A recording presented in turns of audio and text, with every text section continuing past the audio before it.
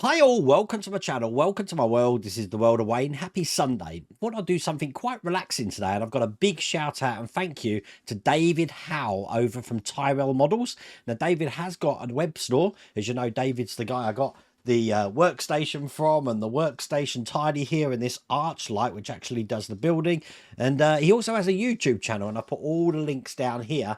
He has allowed me to show this video today. Now a couple of weeks ago there was the UK Garage Kit show, and this was taking place in Middlewich in Cheshire. Now I didn't actually get a chance to go. I really didn't want to go to it, but David did, and he has allowed me now to show you some of the footage from that day. Now the footage that I've got here I've actually edited down. I believe the full footage of what he's actually filmed is over on his channel, so definitely check out that QR code in the video description, and you can see what his day was like. But by all accounts, looks like it was a really good day. And if there's any justification for having a Wonderfest type UK show in the UK, I'm guessing this show here and the one that I went to previously at the is it the Hanslop Village Hall, it's definitely a case to answer for there. But it's a Sunday, grab a coffee, relax, and check out the UK Garage Kit show.